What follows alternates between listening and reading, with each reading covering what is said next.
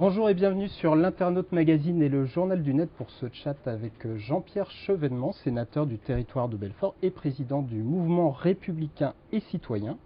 Merci Monsieur Chevènement d'avoir accepté cette invitation en chat pour répondre aux questions de nos lecteurs et aux questions de la rédaction. Je rappelle très rapidement le principe à nos lecteurs. Vous avez un peu moins d'une heure pour poser vos questions à Jean-Pierre Chevènement. Stéphane, qui va co-animer ce chat, et moi-même, nous les recevons sur ces ordinateurs. On va se faire un plaisir de les poser à notre invité. Je rappelle que le thème du chat, c'est l'Union européenne et le traité de Lisbonne. Et on commence tout de suite avec une question de Jean.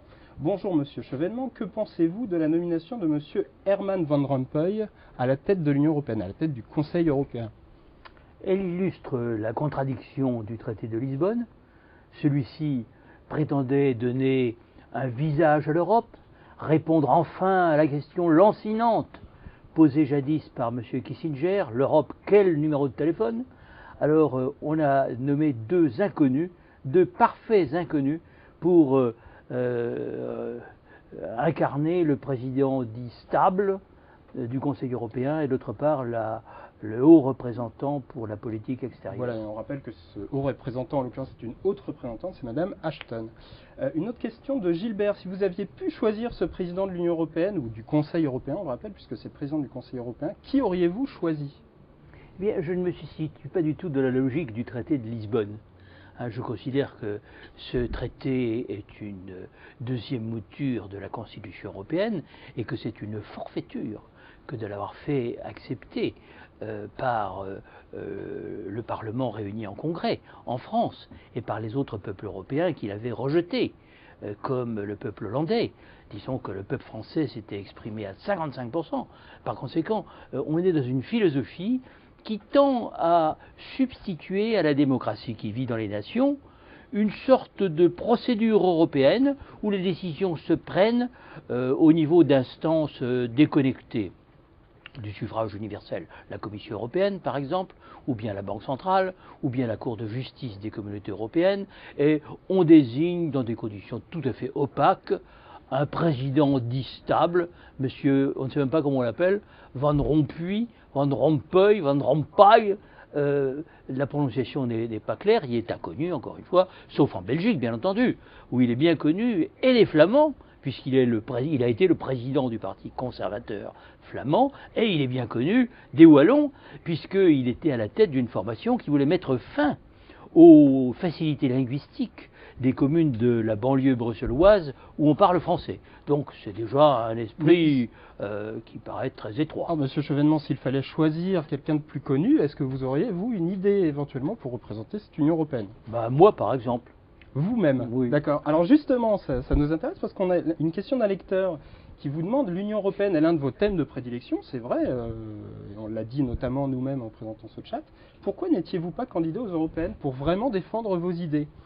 Oh, je n'étais pas candidat aux européennes parce qu'il n'y avait pas possibilité de faire entendre une expression raisonnée sur ce que pouvait être l'Europe. D'un côté, un parti socialiste qui malheureusement a majoritairement voté pour le traité de Lisbonne, et d'un autre côté, une alliance qui était plus en compétition avec le NPA, nouveau parti anticapitaliste, là je parle des communistes et de leurs alliés, que dans la perspective de ramener le Parti socialiste à une vue saine des choses, c'est-à-dire une république des peuples. Je ne suis pas contre l'Europe, je suis pour une Europe faite à partir des nations, constatant que les citoyens se reconnaissent dans les gens pour lesquels ils ont l'habitude de voter. Ils ne se reconnaissent pas dans des personnalités aussi étranges que Lady Ashton, contre laquelle je n'ai absolument rien, que je connais surtout comme une militante associative anti-nucléaire. Et puis elle a été un moment à la Chambre des Lords britannique, mais pas très longtemps. Mais elle n'a jamais été élue nulle part. Alors, elle n'a jamais exercé de responsabilité gouvernementale. Qui est-elle? Disons que je pense que on a donné ce lot de consolation à la Grande-Bretagne parce que M. Tony Blair a été écarté de la fonction. Mais Alors, vous étiez en train de dire tout à l'heure que vous n'étiez pas anti-européen en tant que tel. Vous allez peut-être pouvoir développer un peu votre pensée, puisqu'il y a Louison qui vous pose cette question. Anti-Maastricht, anti-Constitution, anti-Lisbonne, est-ce que vous vous considérez comme un anti-européen, demande-t-elle? non, je suis un anti-fédéraliste. Je ne pense pas que l'Europe existe comme nation. Il n'y a pas de nation européenne, il y a 30 peuples européens qui sont tous respectables et la démocratie doit partir de la base, donc c'est dans les nations qu'elle s'exerce. Ensuite, on voit ce sur quoi on est d'accord, et je suis partisan d'une Europe à géométrie variable, mais on peut aller très vite vers un certain nombre de solutions avec des gens qui le veulent vraiment. Ce avec quoi je ne suis pas d'accord, c'est une Europe qui se ferait au mépris de la volonté des peuples. Et c'est ce qu'on observe. La France, la Hollande, l'Irlande ont voté contre. Alors on s'est assis sur la volonté populaire, ou alors on a négocié avec les Irlandais pour faire des concessions éminemment contestables en multipliant le nombre des commissaires au sein de la Commission européenne, ou bien en leur accordant un certain nombre d'assurances concernant, je ne sais pas, l'interruption volontaire de grossesse, enfin, tout cela est un peu lamentable, alors, il faut bien le dire. Et je pense qu'on n'a pas mis, on a mis la charrue avant les bœufs. On a oublié ce qu'était la volonté populaire. Moi, je reste un républicain et je pense qu'on ne peut construire l'Europe qu'à partir de la volonté des peuples. Alors cette Europe, elle se fait un peu au forceps, hein, c'est vous qui l'avez dit, mais il y a cette lectrice quand même qui pose cette question sur votre euroscepticisme, je ne sais pas si on peut utiliser ce terme-là vous concernant. Elle dit, si on prend un peu de hauteur, les images satellites nous le montrent, la France, c'est vraiment un timbre-poste sur la map monde. Est-ce que c'est pas finalement cette union, une union de bon sens pour exister sur la scène internationale? Alors d'une part, je ne suis pas un eurosceptique, je suis un euro-réaliste. J'exerce le doute, mais le doute méthodique, et je considère qu'on a contourné la volonté des peuples à plusieurs reprises, que le bon sens ne consiste pas à se placer du haut d'un satellite, parce que c'est voir les choses par le peut-être grand bout de la lorgnette, mais la France n'est pas un petit pays, elle a une histoire, la francophonie existe, la diplomatie française a eu ses heures de gloire. Je veux bien confesser que ce n'est pas le cas aujourd'hui avec M. Kouchner, mais je pense que la volonté de la France en Europe, ça compte. Et l'Europe, c'est peut-être petit quand on regarde les choses de 60 000 kilomètres, mais c'est une réalité, c'est le cap de l'Eurasie. Il faut raisonner à l'échelle du monde d'ailleurs, c'est vrai, mais à partir de là où l'on est, et là où l'on est, ça s'appelle la France. Donc pour moi, la France n'est pas un timbre-poste. Excusez-moi, mademoiselle. On va changer de sujet avec une question de Michel avant de passer la parole à Stéphane. Quel est votre bilan de l'euro 10 ans après? C'est vrai qu'en ce moment, l'euro a plutôt la cote. On dit que ça nous a aidés face à la crise. Quel est votre bilan, vous, 10 ans après l'euro? Moi, je suis beaucoup plus partagé pour deux raisons. D'abord, l'euro ne nous a pas mis à l'abri des dévaluations compétitives d'autres monnaies. Le dollar, qui valait, enfin qui était, je dirais, très fort il y a une dizaine d'années. Je vous rappelle que le dollar valait 84 centimes d'euros. Hein. Aujourd'hui, il vaut 1,50 €, c'est-à-dire qu'il y a une dévaluation considérable. Hein. Vous faites le calcul, c'est une dévaluation de quasiment 100%. Hein. Donc, naturellement, la compétitivité des produits européens s'en ressent. Même pour les pays européens qui ne sont pas membres de l'euro, je prends la Grande-Bretagne, elle a dévalué sa livre britannique de plus de 30%. Alors on nous dit, pas de protectionnisme. Mais n'est-ce pas du protectionnisme? Monétaire, certes, mais c'est du protectionnisme. Et puis le yuan chinois, alors que ce pays bénéficie quand même de très bas salaires, le yuan est accroché au dollar par un lien fixe. Par conséquent, quand le dollar baisse, le yuan baisse encore. Donc l'euro nous met dans une mâchoire, dans une tenaille, entre la concurrence déloyale des pays à très bas coût salarial, et qui actuellement en matière d'environnement ne prennent aucune précaution, et puis d'autre part, une monnaie qui est la monnaie des États-Unis, mais qu'ils utilisent comme un outil de pénétration commerciale, de rééquilibrage de leur commerce extérieur. On va passer à d'autres questions de lecteurs posées par Stéphane cette fois. Oui, on a Sandrine qui revient sur la nomination de M. Van Rompuy à la tête de l'Europe Elle vous dit, n'est-ce pas finalement mieux pour faire avancer les choses d'avoir choisi un inconnu comme président de l'Union européenne? Elle vous dit, une star de la politique aurait accentué les clivages et créé des tensions avec les présidents nationaux, comme notre hyper Sarkozy. Mais ça montre que la philosophie de Lisbonne, qui est la philosophie de la Constitution européenne, qui est la philosophie fédérale, ne tient pas la route, puisqu'on choisit le plus petit dénominateur commun. C'est-à-dire un homme qui est sans doute très sympathique, moi je ne le connais pas, je ne l'ai jamais rencontré, mais on s'accorde à dire qu'il manque un peu de charisme. Il en fait un atout d'ailleurs, mais il se glisse dans les interstices, enfin, il n'est pas très visible. Donc c'est bien la preuve que l'Europe repose en fait sur la volonté nationale, et que ni M. Sarkozy ni Mme Merkel n'ont voulu être supplantés par un personnage à haute visibilité. Donc ils ont choisi M. Van Rompuy. Donc ça veut... Rompuy, c'est sûr. Rompuy, voilà. Donc ça veut dire Rompuy ou Rompuy? Les deux prononciations coexistent. Donc ça veut dire qu'en fait ce serait un bon, personnage qui servirait à rien, Rompuy. Vous pensez? Comment? Il ne servirait à pas grand-chose. Il est là comme quelqu'un qui ferait de la représentation? Disons qu'il peut servir de nez de courtier dans certaines circonstances. C'est pourquoi il a été choisi, j'imagine.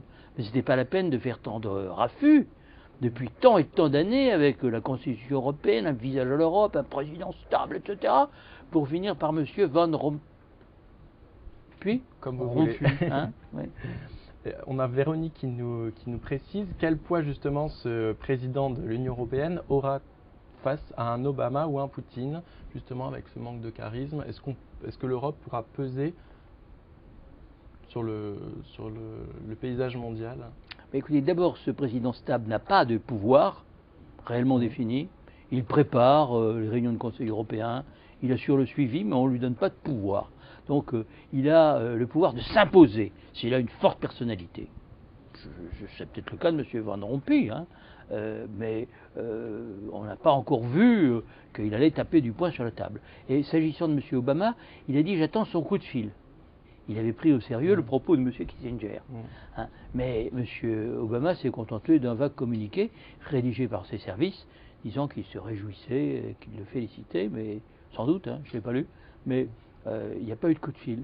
Alors voilà, la première déclaration de M. Van Rompuy, c'est qu'il attend un coup de fil, et le coup de fil ne vient pas. C'est triste pour l'Europe. Mais à vrai dire, à qui fallait-il donner le coup de fil? Parce qu'ils sont plusieurs. Madame Ashton, elle est compétente pour les relations extérieures. Monsieur Barroso, c'est le président de la Commission.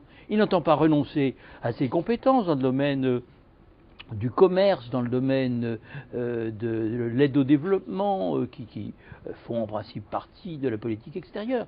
Donc les conflits de compétences sont en vue. N'oubliez pas que la présidence tournante existe toujours. Tous les 6 mois, un pays va se succéder, à un autre. Hein. Donc nous allons avoir pléthore de numéros de téléphone, et je pense qu'il n'y aura toujours pas d'Américains qui appelleront au téléphone. C'est peut-être pas plus mal d'ailleurs. Hein. On continue avec une question de Marco. À l'heure où on s'interroge sur notre identité, c'est le débat sur l'identité nationale lancé par Éric Besson, existe-t-il véritablement un peuple européen et quelle serait cette identité européenne selon vous? Mais il n'existe pas de peuple européen. La Cour constitutionnelle de Karlsruhe, qui est la plus haute instance judiciaire, juridique en Allemagne, vient de déclarer qu'il n'y avait pas de peuple européen, que la démocratie était dans les nations et qu'on ne pouvait pas contourner les parlements nationaux, et en particulier le Bundestag. Et elle a obligé le Bundestag à voter une loi au terme de laquelle il n'y a pas de clause passerelle, c'est pourtant dans le traité de Lisbonne, mais enfin on s'assied sur le traité de Lisbonne, hein, et que bien évidemment aucun transfert de pouvoir supplémentaire ne pourra avoir lieu vers l'Union européenne sans que le Parlement ait à nouveau à en décider. Peut-être même le peuple allemand devrait-il se prononcer. Alors je ne sais pas si le mot de référendum a été utilisé, je ne crois pas. Mais précisément sur cette question de l'identité, il y a bien quelque chose qui nous unit entre les habitants des différents pays membres de l'Union européenne. Oui, oui. On a des choses en commun. Il y a des choses en commun, effectivement. Il y a l'Empire romain, mais ça ne concerne pas les Suédois. Le christianisme, mais ça ne concerne pas l'Albanie, ni la Bosnie, ni la Turquie, si on veut la faire adhérer un jour. Hein, et puis le christianisme, vous avez les orthodoxes, hein, en Grèce, en Bulgarie, en Roumanie, en Serbie, et puis vous avez les catholiques, dont se sont séparés les protestants, hein, en Angleterre et en Allemagne. C'est pas les mêmes. Hein, d'un côté, il y a les anglicans, de l'autre côté, les luthériens. Donc notre personnalité, elle est liée à une certaine familiarité. Mais l'Europe, elle a été faite de l'histoire de ces nations. Et la grandeur de l'Europe est liée, je dirais, aux grandes découvertes par les Portugais, les Espagnols, hein, au rayonnement de pays comme la France, la Grande-Bretagne, la Hollande, à la civilisation allemande, sa musique, sa philosophie, sa poésie, hein, aux grandes langues de civilisation que sont l'anglais, le français, l'espagnol, etc., etc., le russe. Voilà, l'Europe, elle est faite de la richesse de ces nations. Alors nous avons des choses en commun, nous avons aussi des choses qui nous différencient. Heureusement, ça fait le charme de l'Europe. Allez, c'est le principe du chat, vous allez voir, on passe d'un sujet à un autre. Et là, on a une question assez originale d'un lecteur qui parle de vous, Yvan, qui vous dit, on vous appelle parfois le Tché ou le Che. Que vous inspire ce parallèle avec Guevara? Est-ce que ça vous arrive souvent d'abord de vous faire interpeller de cette façon, ou qu'est-ce que ça vous inspire? Écoutez, c'est un petit diminutif auquel je n'accorde pas beaucoup d'importance. Hein, et évidemment, mon itinéraire n'a pas du tout été celui de Che Guevara, hein, qui a accepté le martyre pour qu'il y ait 100 000, 10 000 Vietnam. C'était une autre époque, celle des années 60. Alors la seule chose que j'ai en commun avec Che Guevara, c'est que effectivement, je me suis engagé en politique dans ces années-là. Mais je l'ai fait pour que les choses reviennent en Europe, justement, que le progrès se réalise à partir d'un pays comme le nôtre, sur la base de l'union de la gauche. Et je pensais à la force d'entraînement que cette union de la gauche allait exercer, notamment sur l'Allemagne, pour aller vers une Europe un jour réunifiée. Donc ça ne s'est pas passé exactement comme je l'avais pensé, parce que le cycle s'est inversé, c'est-à-dire que après ce cycle des années 60 qui était un cycle conquérant, et des années 70, où j'ai fait le programme socialiste, puis le programme commun, puis le projet socialiste. Vous avez participé à la création du Voilà. Parti socialiste avec François Mitterrand. Bien entendu, bien entendu. C'est même moi qui lui ai donné la point de voix indispensable. Donc, et le point à la rose, sur lequel je ne prélève aucun droit d'auteur. Bon, mais après ces années-là, c'est un petit bureau d'études sous le contrôle de la Fédération de Paris, dont j'étais le secrétaire politique, avec Georges Sarr et quelques autres, dans les années 1969. Et puis nous l'avons offert au Parti socialiste en 1971, encore une fois gratuitement.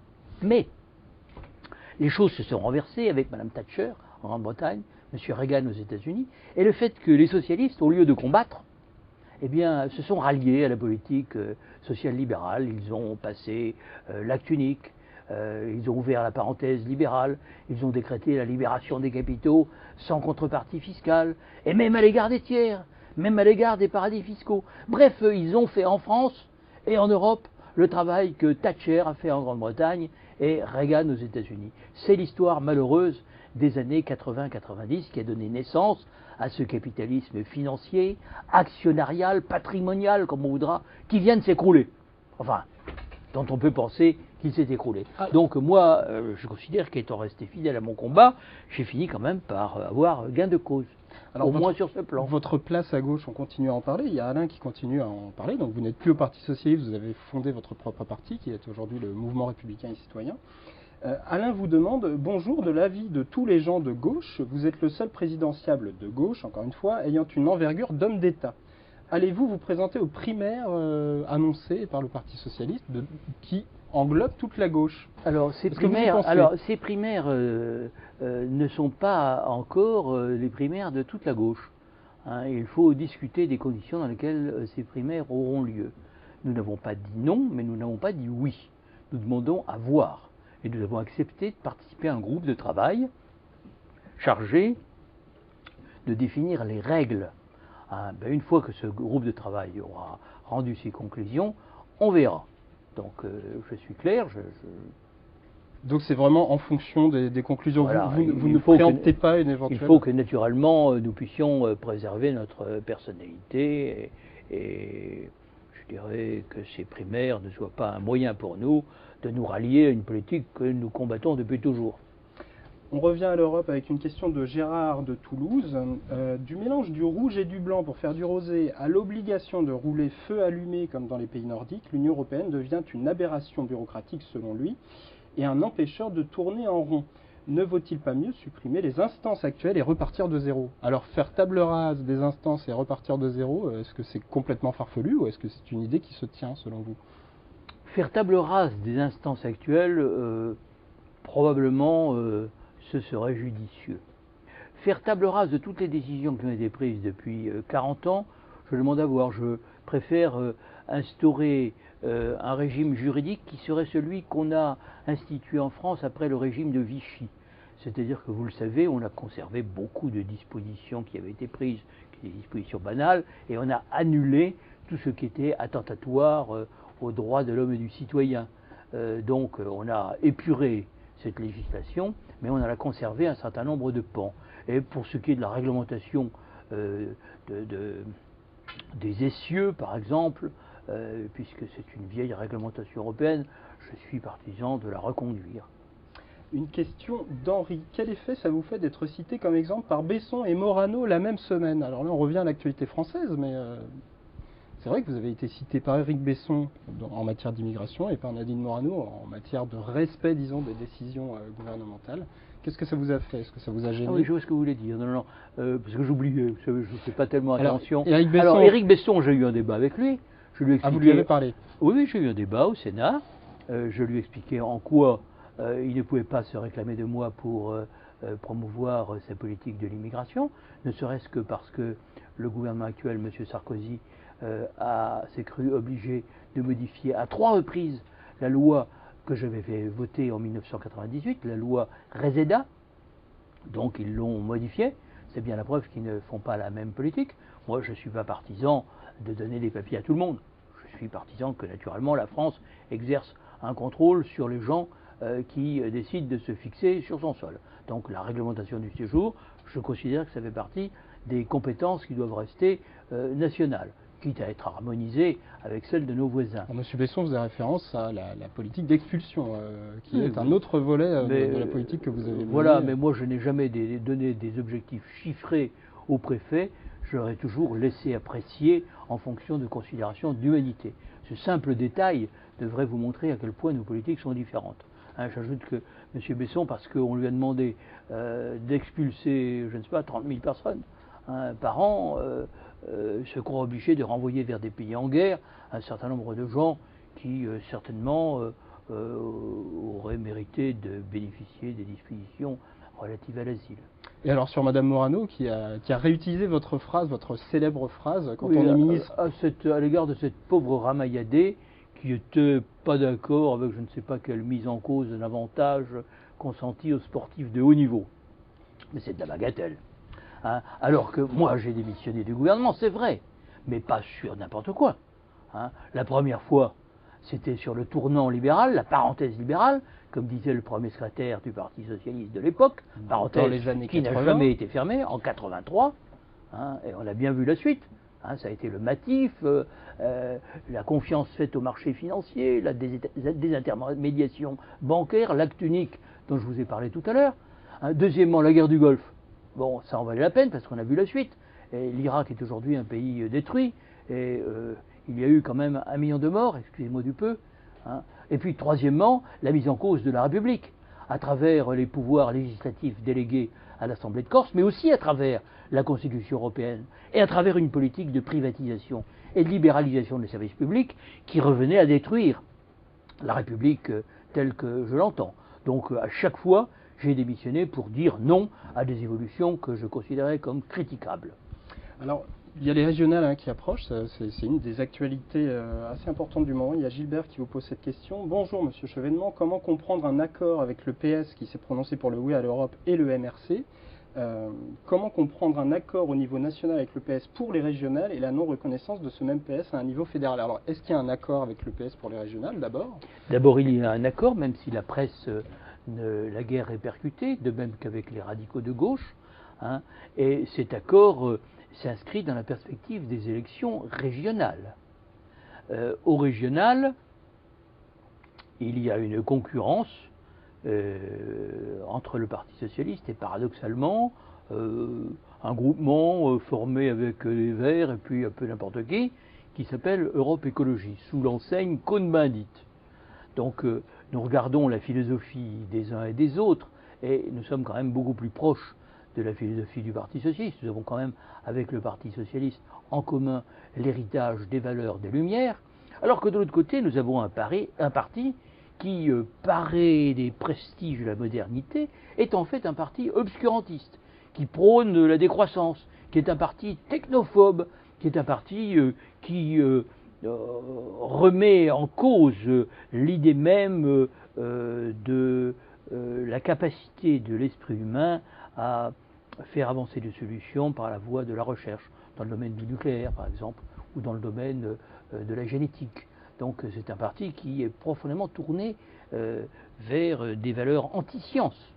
Et nous ne sommes pas d'accord avec cette orientation qui, si elle devait être majoritaire dans le pays, serait naturellement mortifère. Alors, vous parlez beaucoup de Daniel Cohn-Bendit en disant qu'il est technophobe pour la décroissance. Comment est-ce que vous expliquez cet engouement pourtant qu'il y a eu lors des dernières européennes, justement, pour son parti? Vous savez, il bénéficie d'une grande complaisance en France. Hein, cela depuis 1968. Ça tient au fait que les ex-68ards, qui sont tous aujourd'hui des sexagénaires, voire des septuagénaires, mais bien entendu, enfin j'en étais, moi j'avais une position tout à fait différente, j'étais pour une transformation par la voie des institutions. J'étais pour le programme commun d'ailleurs qui a suivi, et puis pour refaire un grand parti socialiste. Donc je n'étais pas sur la base anarchisante, il faut bien le dire, de Daniel Cohn-Bendit, qui a quand même contribué je ne sous-estime pas son rôle, mais à mettre à terre le Charles de Gaulle, d'un côté, et puis à populariser l'anticommunisme. Donc, vous regrettez son retour, disons, sur la scène politique française actuellement? Ah ben il est libre de circuler, non. Et en plus il a la nationalité française, hein, en même temps qu'allemande. Hein, il est un binational. Hein. J'avais constaté un jour qu'on était allé chercher en Allemagne pour faire des voix, c'est qu'il est plus populaire en Allemagne et en France hein, que beaucoup d'autres. Hein, ça n'était nullement une critique de sa nationalité. Mais cris d'orfraie retentirent alors puissamment. Donc je sais qu'il faut faire attention, que Daniel Cohn-Bendit est la coqueluche des médias tenus par ces sexagénaires. Donc mais est-ce que vous considérez que c'est un danger aujourd'hui pour la République tel que vous la voyez, vous? Oui, je crois qu'il met bas les valeurs sur lesquelles repose la République. Oui, c'est un danger. Oui, il y avait un économiste, philosophe qui s'appelait, j'oublie son nom, qu'il avait défini comme anarcho-mercantiliste. Et Châtelet, voilà, ça me revient. Gilles Châtelet. Gilles Châtelet avait dit que c'est un anarcho-mercantiliste. Et moi j'avais dit ça. On avait considéré que j'avais dit une insanité absolument monstrueuse. Mais je persiste et signe. Daniel Cohn-Bendit est un anarcho-mercantiliste. Le message est passé. Une question de Christian maintenant. Peut-on encore croire aujourd'hui à la création des États-Unis d'Europe calqués sur le modèle américain, un État fédéral pour tous et des compétences dédiées pour chaque État? La formule a plutôt bien fonctionné outre-Atlantique, nous dit Christian. Qu'est-ce que vous en pensez? Alors on sait que vous n'êtes pas forcément pour les États-Unis d'Europe. Hein. Les États-Unis d'Amérique, c'était 13 colonies britanniques qui se sont mises ensemble. Elles pouvaient adopter un système fédéral parce que c'était déjà la même nationalité qui ensuite a agrégé beaucoup d'apports. Mais l'Europe, elle s'enracine dans des millénaires d'histoire. Si vous prenez même des peuples aussi proches que le peuple français et le peuple allemand, le traité de Verdun, c'est 843. Le serment de Strasbourg, c'est 841. Et bon, les invasions germaniques, je ne vais pas vous rappeler que ça n'a pas abouti à unifier la France. La France, elle s'est faite d'une certaine manière par opposition au Saint-Empire. Donc il y a une histoire différente. Qui rend impossible une autre langue, qu'on a gardé une langue romane. Et on ne peut pas faire comme si tout ça n'existait pas. Et par conséquent, nous devons rapprocher nos peuples dans le cadre d'une confédération, hein, le cas échéant en mettant en commun un certain nombre de compétences, à condition qu'elles soient démocratiquement contrôlées. Ça, c'est la condition absolue. hein, et ce n'est pas le cas aujourd'hui. Parce que Très rapidement, comment vous mettriez en place ce contrôle dans une confédération européenne? Prenons l'exemple de la zone euro. Il n'est pas normal qu'il n'y ait pas un gouvernement économique de la zone euro. Eh bien, il faut qu'il y ait une instance démocratique, représentative des parlements nationaux des pays concernés, pour exercer ce contrôle. Et puis, il faut que les gouvernements aient leur mot à dire sur la politique de change. Actuellement, ce n'est pas du tout le cas. Donc, ce n'est pas du tout démocratique. Allez, on va faire un petit point sur les questions reçues avec Stéphane. Est-ce qu'on a beaucoup de questions? De quoi parlent ces questions? Allons-y. Elle parle beaucoup d'Europe. Justement, on continue avec une question de France. Pourquoi continuer à donner à une Europe qui pénalise nos pêcheurs et qui refuse d'aider nos agriculteurs? Alors, nous donnons quelque chose comme 18 milliards d'euros par an. Nous recevons en contrepartie un certain nombre d'aides, mais nous sommes un pays, comme on dit, contributeur net. Et nous sommes, je crois, le deuxième aujourd'hui, juste après l'Allemagne. Hein, donc, on reçoit aussi beaucoup de la politique agricole commune. Oui, mais c'est ce que je viens de dire. Nous payons, nous recevons, mais il y a un solde positif, c'est-à-dire que nous donnons quand même nettement plus que ce que nous recevons. Nous sommes le deuxième contributeur net. Bon, moi, personnellement, ça ne me gêne pas jusqu'à un certain point. Ce qui me gêne, c'est qu'on puisse nous imposer des politiques de libéralisation à tout crin vis-à-vis des services publics ou vis-à-vis d'une concurrence déloyale, celle de pays à très bas coût, que l'Europe n'ait pas de protection. Savez-vous que les droits de douane qui étaient encore au moment du traité de Maastricht de 14%, le tarif extérieur commun est aujourd'hui à moins de 1%. Est-ce que ça voudrait dire qu'il faudrait revenir à une forme de protectionnisme pour, justement, c'était une question d'un acteur, pour essayer de sortir de la crise?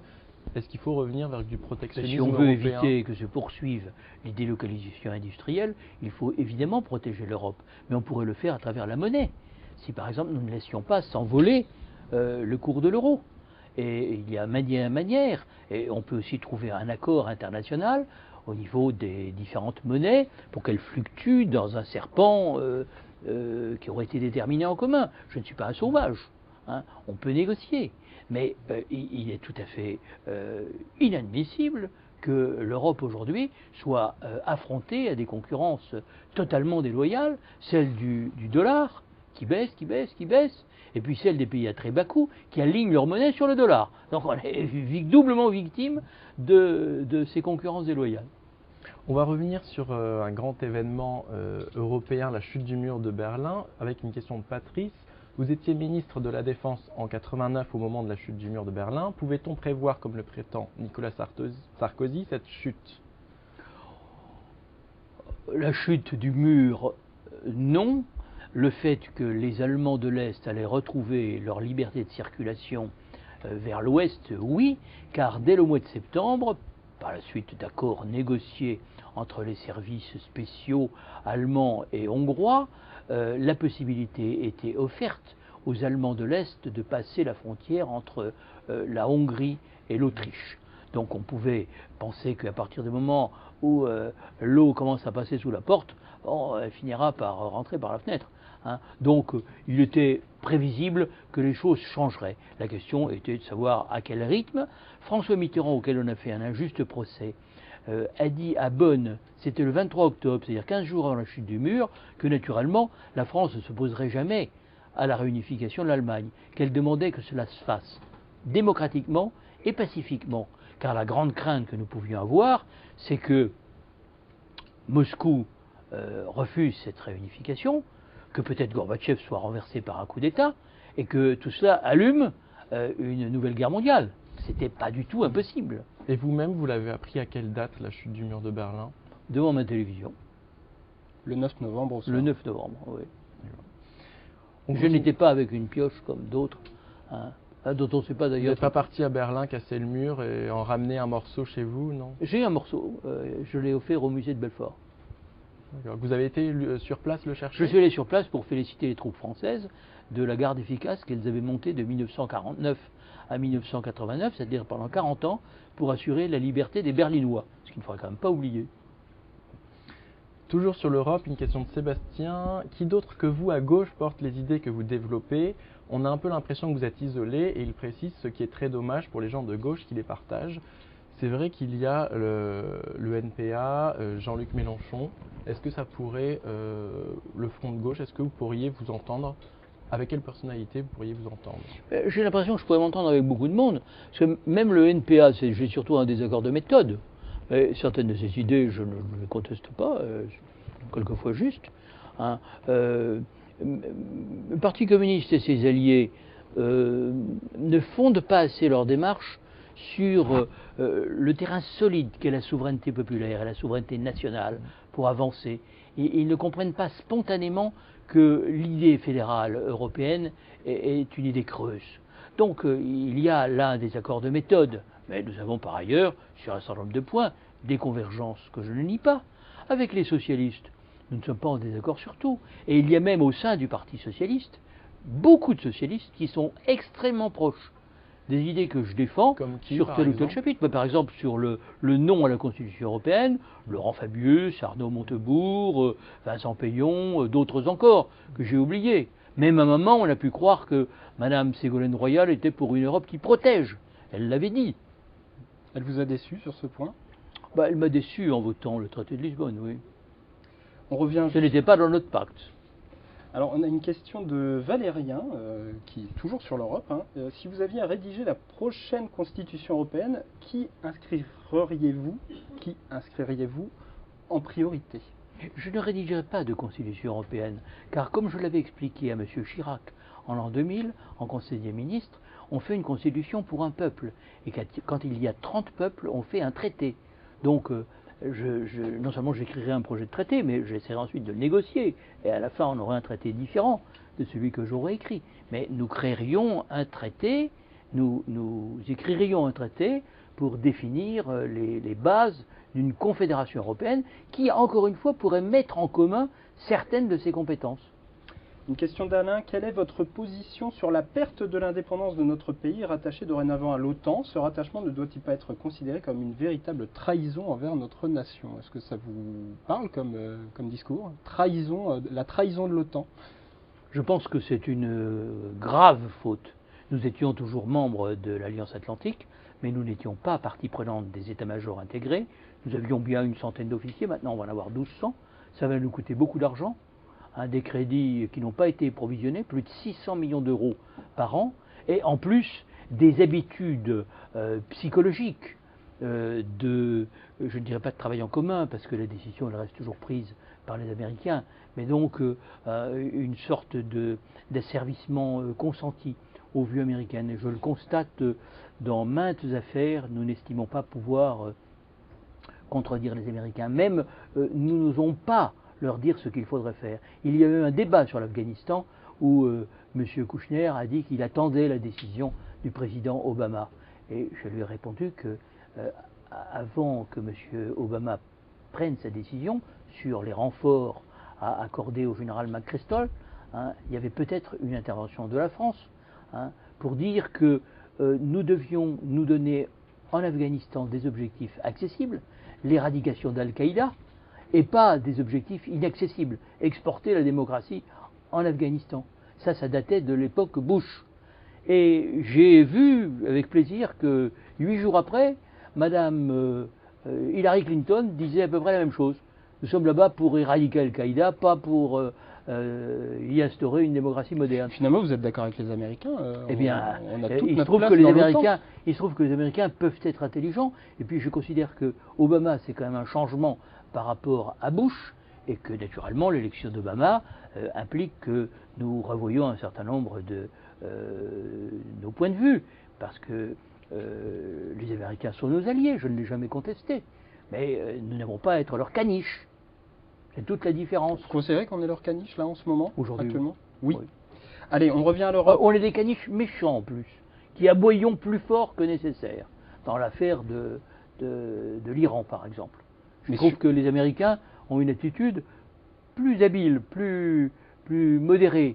Ils essayent de trouver un accord par la négociation. Sur la question de l'Irak, en l'occurrence, là on ne s'est pas comporté comme un caniche des États-Unis. Mais ça c'était l'époque de M. Chirac et de M. Bush. Et il faut rendre hommage quand même au président Chirac qu'il a su résister à M. Bush.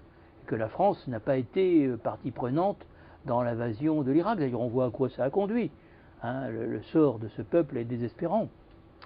On revient à l'Europe avec une question d'un lecteur. Face à l'inégalité du chômage, ne faudrait-il pas créer un pôle emploi européen? On a déjà un pôle emploi français, vous pouvez peut-être dire déjà ce que vous en pensez à l'échelle nationale. Et est-ce que l'exporter à l'échelle européenne serait une bonne idée? Écoutez, il ne marche pas. En France, déjà en France, il ne marche pas.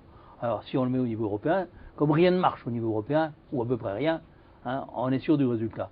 Donc je préconise que nous balayions d'abord devant notre porte.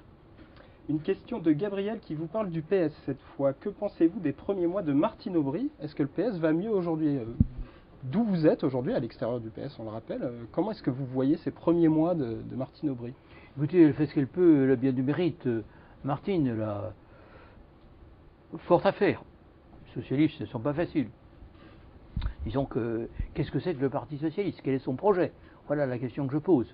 Et pouvons-nous trouver des convergences avec le Parti socialiste qui devrait forcément remettre en cause le social-libéralisme et l'adhésion aveugle qui a été faite à un certain nombre de principes d'ores et déjà inscrits dans les textes européens et dans le traité de Lisbonne, comme par exemple la liberté totale des mouvements de capitaux, y compris à l'égard des pays tiers, la suprématie de la règle de la concurrence sur toutes les autres, qui empêche toute politique industrielle. Est-ce que les socialistes continuent dans cette ornière, ou est-ce qu'ils sont prêts à en sortir? S'ils sont prêts à en sortir, eh bien, ils nous trouveront. Ils n'ont jamais refusé d'aider le Parti socialiste à réviser ses erreurs. Nous sommes là pour, je dirais, lui conseiller la bonne direction, la porte de sortie par rapport au choix qu'il a fait dans les années 80 du social-libéralisme. Je rappelle à nos lecteurs qu'il ne leur reste plus que quelques minutes pour poser leurs questions à Jean-Pierre Chevènement avant les questions de la rédaction. On continue tout de suite avec une question de Karim. Bonjour, j'aimerais savoir si vous vous sentiriez en mesure d'assurer un poste plus important que celui que vous assurez en ce moment même, sénateur en l'occurrence. Écoutez, il m'est arrivé d'exercer des postes variables, soit dans la représentation nationale, soit au plan local, soit au sein du gouvernement. Je m'en sens capable, bien évidemment. Alors on rebondit, puisque ce sont des lecteurs qui réagissent à vos propos tout à l'heure sur la présidentielle. Est-ce que vous serez candidat aux prochaines présidentielles? C'est une décision que je n'ai pas prise. Aujourd'hui, je considère que les choses ne sont pas mûres pour que je la prenne. Une question de Didier. Après le non français, vous avez soutenu le traité de Lisbonne et on a forcé les Irlandais à revoter. L'Europe est-elle encore démocratique? Alors je n'ai pas soutenu le traité de Lisbonne, excusez-moi. Je l'ai combattu. Et j'ai combattu la manière dont on voulait faire revenir les Irlandais sur un vote qui était clair. C'était un déni, un autre déni de démocratie. Une question d'Alain, une ministre des Affaires étrangères britannique pour l'Union européenne. Est-ce un gag que de choisir un membre de l'État le plus sceptique de l'Europe, nous dit-il, à la tête, disons, du ministère des Affaires étrangères européen? Oui, mais elle sera bientôt en minorité dans son propre pays puisqu'elle est travailliste. Donc elle ne saurait engager le futur gouvernement, enfin, tel que les choses semblent parties. Je ne veux pas anticiper sur le vote britannique, mais enfin, les travaillistes sont quand même mal partis. Alors ce qui est très curieux, c'est que Mme Ashton est surtout connue pour être une militante anti-nucléaire. Alors il faudrait savoir si elle représente la Grande-Bretagne, ou si elle va, je dirais, faire cause commune avec toutes les associations du type sortir du nucléaire, écologistes, etc., etc. Voilà, il y a quand même une question qu'on se pose. C'est curieux d'avoir choisi. Vous pensez que le nucléaire est menacé en Europe? Ça vous inquiète? Est-ce que vous souhaitez que le nucléaire reste... Moi je pense que si l'Europe veut exister comme pôle dans le monde multipolaire de demain, il faut que nous préservions une capacité de dissuasion minimale, établie à la stricte suffisance. Il y a deux pays qui ont fait ce choix, c'est la Grande-Bretagne et c'est la France. Je me battrai pour que naturellement cela demeure. Alors il y a beaucoup de lecteurs qui reviennent à la période où vous étiez aux affaires, enfin au gouvernement en tout cas, ministre de l'Intérieur de Lionel Jospin. Une question de Cécile. Le gouvernement Fillon lutte enfin contre les sauvageons que vous dénonciez dans les années 90. Que pensez-vous de cette gauche constamment opposée à la répression alors que celle-ci s'impose? Est-ce que vous pensez d'abord que le gouvernement de François Fillon fait un bon travail sur la délinquance, notamment de la délinquance des jeunes et des mineurs? Écoutez, il essaye de revenir à une notion de police de proximité que j'avais instituée. Et la politique du gouvernement de Lionel Jospin n'était pas du tout de laisser la délinquance se développer. Je pense qu'à l'intérieur du gouvernement de Lionel Jospin, j'avais certainement beaucoup de contradicteurs. mais le ministre de l'Intérieur, c'était moi. Et je n'ai jamais baissé les bras devant la délinquance. J'ai au contraire essayé de l'attaquer au plus près, Alors, en justement, développant la formule de la police de est-ce que proximité. la politique de Brice Hortefeux et de François Fillon, disons de ténacité contre la délinquance, ne correspond pas un peu à ce que vous avez fait dans les années 90? C'est la question de Cécile. Écoutez, je pense que cette police de proximité demandait quand même des moyens. Les unités territoriales de quartier qui sont instituées dans certaines villes de banlieues dites sensibles sont très peu de choses par rapport à la police de proximité.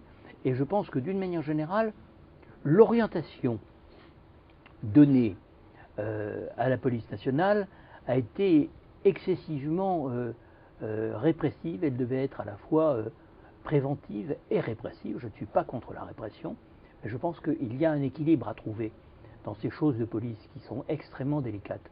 Je le dis parce qu'en tant qu'ancien ministre de l'Intérieur, je sais que la police ne peut pas faire n'importe quoi, qu'elle doit avoir un certain nombre de directives. Et je pense qu'à certains moments, on a pu lui donner l'impression que il n'y avait que la répression qui marchait. Hein, c'est une erreur. Par conséquent, je vois qu'on revient quand même à une appréciation plus juste des choses au niveau de la doctrine.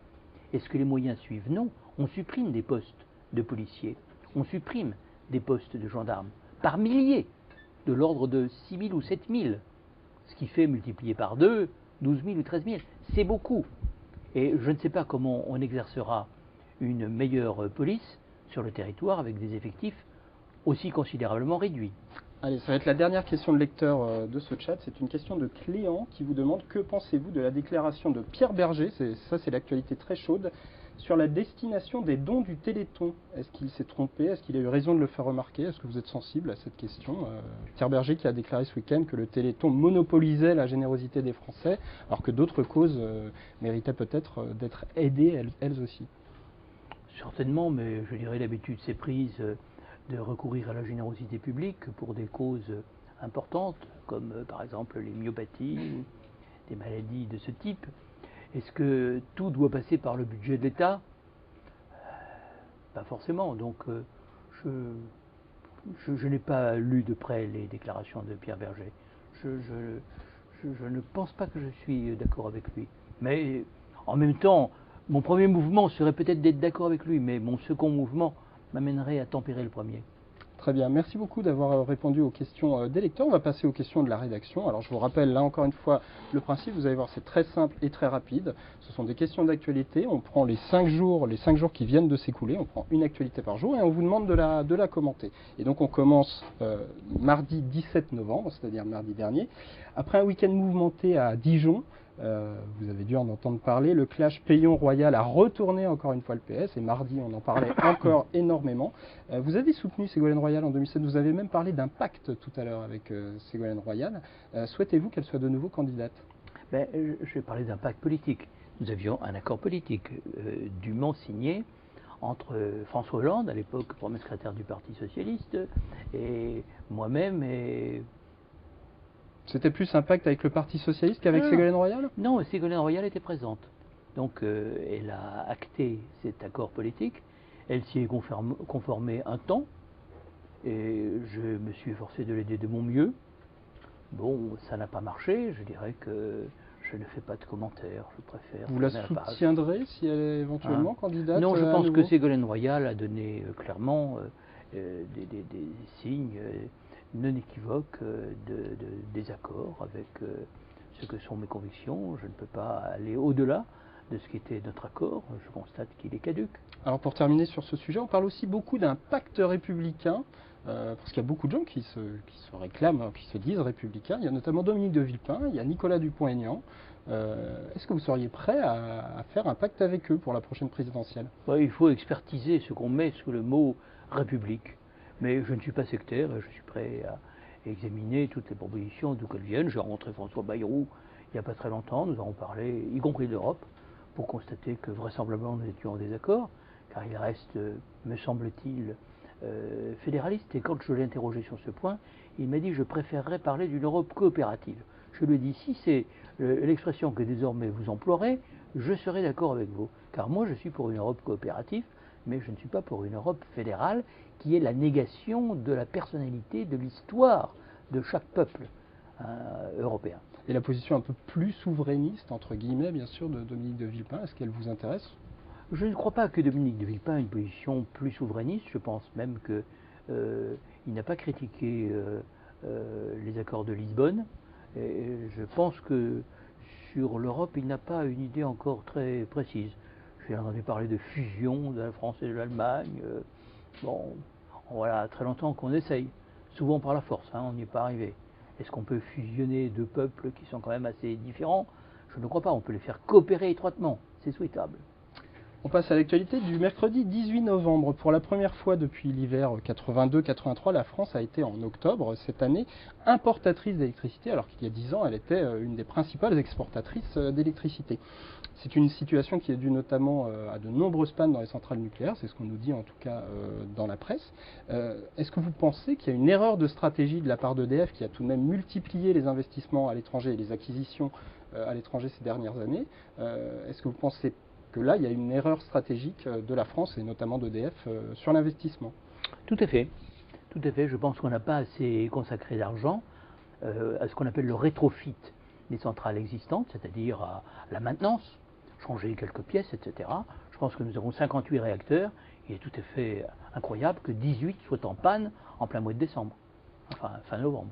Et alors, c'est quand même la marque d'une certaine imprévoyance. Et alors, on a beaucoup parlé du nucléaire pendant le chat. Est-ce que tous ces incidents qui se multiplient, on parle beaucoup du Tricastin, on parle de beaucoup de centrales nucléaires avec des incidents, est-ce que ça vous inquiète en termes, cette fois, de sécurité publique? Il faut être extrêmement vigilant. J'ai eu moi-même la tutelle du nucléaire civil et du nucléaire militaire. Donc je sais que ce sont des domaines où il faut une veille extrêmement attentive. Je crois qu'elle l'est. L'autorité de sûreté nucléaire est très exigeante. Elle vient de le montrer en ce qui concerne le fonctionnement du système de contrôle-commande de l'EPR, qui, soit dit en passant, a été confié à Siemens, c'est-à-dire à un de nos concurrents. Bon, passons. Il est normal qu'il y ait des incidents, mais il est tout à fait normal aussi qu'on consacre à la maintenance des efforts conséquents. Ça n'a pas été suffisamment le cas, c'est évident. Et je suis partisan de la construction de deux nouveaux EPR, celui de Flamanville et celui de Penly, dès lors qu'auront été réglés les problèmes du système de contrôle-commande, bien évidemment. Donc je pense que c'est un grand atout pour la France, et que dans l'état actuel du coût de l'électricité en provenance d'autres sources d'énergie, y compris et surtout nouvelles, le nucléaire est le plus compétitif. Donc ne nous privons pas d'un atout de la France. On passe au jeudi 19 novembre. Alors, je vous aurais présenté ce sujet comme un sujet léger il y a encore quelques jours, mais c'est en train de devenir un véritable sujet politique, vous allez voir. Le Premier ministre irlandais, donc jeudi, est intervenu dans le débat sportif et a demandé à rejouer le match de qualification pour la Coupe du Monde de football, France-Irlande, après cette fameuse main de Thierry Henry. Est-ce que c'est vraiment le rôle d'un politique de venir demander à rejouer un match de qualification de Coupe du Monde de football? Je ne sais pas, il y a des règles, ça se passe à l'intérieur de la FIFA. Mais personnellement, au nom du fair play, je ne serais pas contre. Vous avez suivi le match? Vous l'avez regardé? J'ai regardé, oui. Vous êtes amateur de football? Vous regardez souvent des matchs? Sûr. Alors quel est votre pronostic pour la Coupe du Monde? Écoutez, je pense que la France gagnera, mais je pense qu'elle gagnerait d'autant mieux qu'elle aurait battu à nouveau l'Irlande dans une compétition tout à fait incontestable. Donc vous auriez rejoué le match? Je n'ai pas compétence, c'est mon avis, mais c'est un avis de spectateur, par fair play. Vendredi 20 novembre, le président de la République a invité 700 maires à l'Élysée, puisqu'il était absent au Congrès des maires de France, pour évoquer la réforme territoriale. La plupart des élus de gauche ne s'y sont pas rendus, en dénonçant un déni de démocratie. N'est-il pas pourtant effectivement indispensable de réduire ce millefeuille administratif et de réduire ce nombre d'élus et ce nombre de compétences qui est devenu finalement illisible pour le commun des mortels? On sait que vous êtes très impliqué sur cette question. Je suis très impliqué en effet. Je ne conteste pas la légitimité du président de la République, il a été élu au suffrage universel, donc j'admets tout à fait sa légitimité. Mais il aurait pu venir au Congrès des maires, puisqu'il a été au match de foot France-Irlande. Et le Congrès des maires durait encore le jour d'après.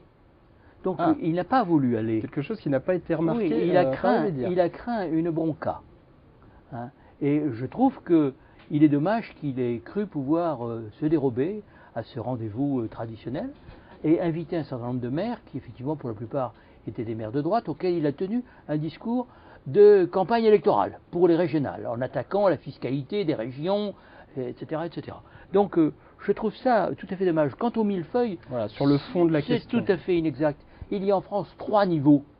Il y a la commune, il y a le département, il y a la région. Il y a la communauté de communes. Mais la communauté de communes n'est pas une collectivité locale. C'est le regroupement des compétences stratégiques des communes qu'elles ne peuvent exercer qu'en commun. C'est la loi que j'ai fait voter en 1999, mais je n'ai pas prétendu créer un autre niveau de collectivité. J'ai simplement voulu que les communes puissent exercer leurs compétences stratégiques dans le domaine du développement économique, de l'habitat, des transports, etc., etc. Et ça a marché. Et ça a marché. Et ce sont des élus communaux qui siègent dans les assemblées intercommunales. Et c'est une erreur que de vouloir faire de l'intercommunalité un 4e niveau. Cela n'est pas un 4e niveau.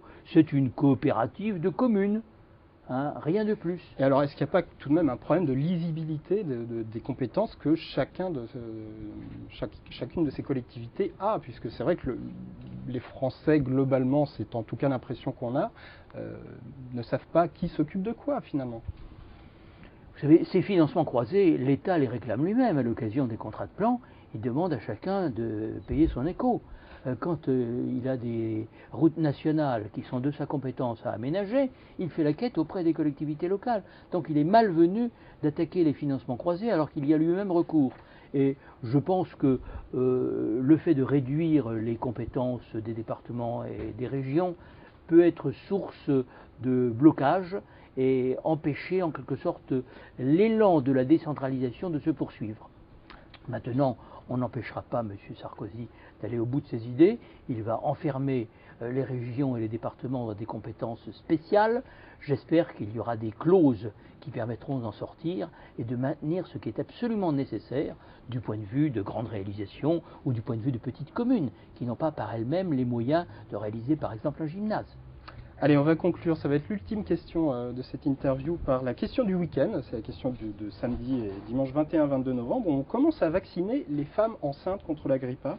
Mais les Français, on le sent bien, restent tout de même très sceptiques face à cette vaccination, même s'il y a probablement un petit retournement au jour d'aujourd'hui.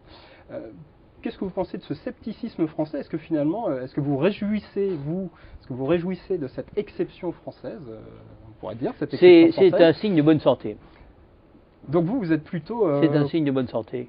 Je félicite mes compatriotes de ne pas céder à toutes les campagnes d'alarmisme, de terreur, de catastrophisme qu'on organise à peu près tous azimuts et de garder leur sang-froid. Ça a été organisé selon vous, cette peur? Alors la grippe existe. C'est dans l'air du temps. Vous savez, le principe de précaution, on l'a fait rentrer dans la Constitution alors qu'il n'a rien de scientifique. Ça veut dire deux précautions valent mieux qu'une. C'est le principe de nos grands-mères. Donc on fait n'importe quoi aujourd'hui. Et puis on fait peur aux gens à tout propos. Les pluies acides, par exemple. Vous vous souvenez de cette affaire-là? Le poulet à la dioxine, la grippe. Est-ce que dans le cas, par exemple, de la canicule de 2003, le principe de précaution n'a pas, disons, à l'inverse, montré ses preuves, puisque là, s'il y avait eu un vrai plan de prévention, on aurait peut-être... Mais je ne vous ai jamais dit que j'étais contre le principe de nos grands-mères. Moi, je suis pour. Il n'y a pas besoin de le mettre dans la Constitution. Alors vous êtes plutôt sceptique sur le vaccin? Vous allez vous faire vacciner, vous? Vous avez peut-être déjà posé la question? Écoutez, de temps en temps, je me fais vacciner, mais contre la grippe ordinaire, cette année, j'ai oublié. Alors je ne suis vacciné ni contre la grippe A, ni contre la grippe B. Très bien.